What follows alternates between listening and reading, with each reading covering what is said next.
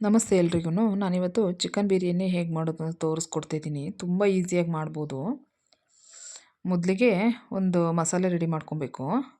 ಈರುಳ್ಳಿ, ಬೆಳ್ಳುಳ್ಳಿ, ಶುಂಠಿ, ಸಾಂಬಾರು ಸೊಪ್ಪು, ಪುದೀನ ಮತ್ತು ಒಂದು ಟಮಾಟೆ ಹಣ್ಣು ಹಾಕ್ಕೊಂಡು ರುಬ್ಬಿಟ್ಟು ಎತ್ತಿಟ್ಕೊಳ್ಳಿ. ಅದಾದಮೇಲೆ ಸ್ಟವ್ ಮೇಲೆ ಒಂದು ಕುಕ್ಕರ್ ಇಟ್ಕೊಳ್ಳಿ.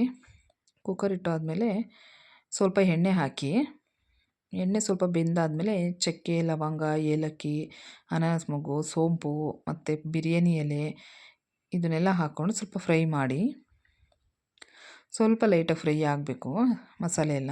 ಅದಾದಮೇಲೆ ಒಂದು ದಪ್ಪದ ಈರುಳ್ಳಿ ತೊಗೊಂಡು ಚಿಕ್ಕ ಚಿಕ್ಕದಾಗಿ ಹೆಚ್ಚಿಟ್ಕೊಂಡಿದ್ದೆ ನೋಡಿ. ಈರುಳ್ಳಿ ಹಾಕ್ಕೊಂಡು ಚೆನ್ನಾಗಿ ಸ್ವಲ್ಪ ಫ್ರೈ ಮಾಡಿ.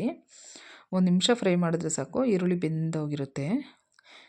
ಈರುಳ್ಳಿ ಎಲ್ಲ ಬೆಂದಾದಮೇಲೆ ಮಸಾಲೆ ರುಬ್ಬಿಟ್ಕೊಂಡಿದ್ವಲ್ಲ ಫಸ್ಟು ಅದನ್ನು ಹಾಕ್ಕೊಳ್ಳಿ. ಅದನ್ನು ಹಾಕ್ಕೊಂಡು ಮಸಾಲೆ ಎಲ್ಲ ಚೆನ್ನಾಗಿ ಬೇಯ್ದಿರಬೇಕು. ಮಸಾಲೆ ಎಣ್ಣೆ ಬಿಡಬೇಕು, ಅಲ್ಲಿ ತನಕ ಚೆನ್ನಾಗಿ ಮಸಾಲೆ ಬೇಯಬೇಕು.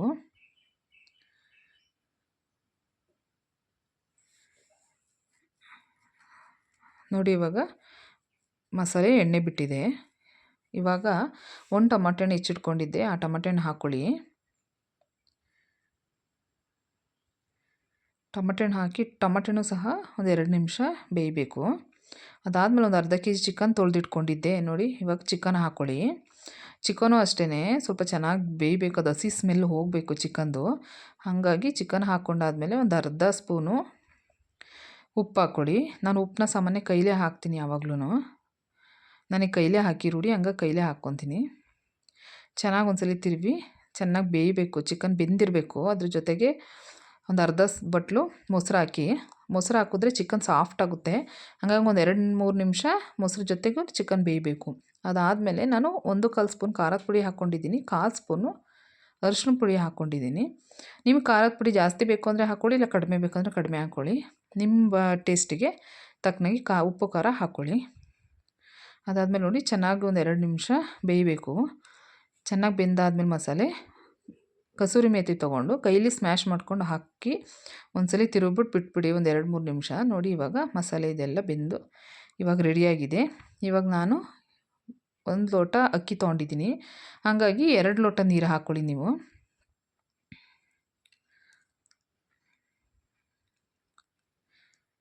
ನೀರು ಹಾಕಿದ್ಮೇಲೆ ಉಪ್ಪು ಎಷ್ಟು ನೋಡ್ಕೊಳ್ಳಿ. ಉಪ್ಪು ನಿಮಗೆ ಎಷ್ಟು ಬೇಕೋ ಅಷ್ಟು ಹಾಕ್ಕೊಳ್ಳಿ, ರುಚಿಗೆ ತಕ್ಕನಾಗಿ ಉಪ್ಪು ಹಾಕ್ಕೊಳ್ಳಿ. ಅದಾದಮೇಲೆ ಚೆನ್ನಾಗಿ ಸ್ವಲ್ಪ ನೀರು ಕುದಿಬೇಕು. ಅದು ಕುದೀತಾ ಇರಬೇಕಾದ್ರೆ ಒಂದು ಅರ್ಧ ಹೋಳು ನಿಂಬೆಹಣ್ಣು ಹಿಂಡ್ಕೊಂಡಿದ್ದೆ ನಾನು, ನಿಂಬೆಹಣ್ಣು ಹಾಕ್ಕೊತಿದ್ದೀನಿ. ಬೇಕಾದರೆ ಸ್ಕಿಪ್ ಮಾಡ್ಬೋದು, ಹಾಕ್ಕೊಳ್ಳೇಬೇಕು ಅಂತೇನಿಲ್ಲ.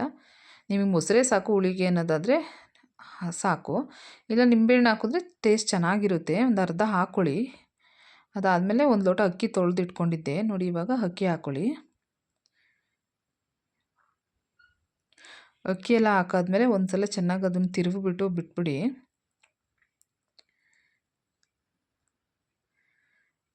ಕುಕ್ಕರ್ನ ಯಾವಾಗ್ಲೂ ಅಕ್ಕಿ ಹಾಕಿ ಅಕ್ಕಿ ಎಲ್ಲ ನೀರು ಮಳ್ತಾ ಇರಬೇಕು, ಆವಾಗ ಕುಕ್ಕರ್ ಲಿಡ್ ಕ್ಲೋಸ್ ಮಾಡಿದ್ರೆ ತಳ ಹಿಡಿಯೋಲ್ಲ. ಇಲ್ಲಾಂದರೆ ಕುಕ್ಕರಲ್ಲಿ ತಳ ಹಿಡಿಯೋ ಚಾನ್ಸಸ್ ಜಾಸ್ತಿ ಇರುತ್ತೆ.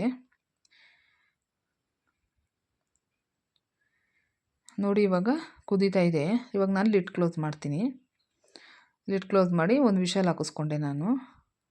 ನಿಮಗೆ ಸ್ವಲ್ಪ ಅನ್ನ ಬೆಂದಿರಬೇಕು ಅನ್ನೋದಾದರೆ 2 ವಿಷಲ್ ಹಾಕಿಸ್ಕೊಳ್ಳಿ. ನಾನು 1 ವಿಷಲ್ ಹಾಕ್ಸಿದ್ದೀನಿ. ತುಂಬ ಈಸಿಯಾಗಿ ಮಾಡ್ಬೋದು, ತುಂಬ ಫಾಸ್ಟಾಗಿ ಮಾಡ್ಬೋದು, ಮತ್ತು ಏನು ಜಾಸ್ತಿ ಮಸಾಲ ಪದಾರ್ಥನೂ ಇಲ್ಲ ಇದರಲ್ಲಿ.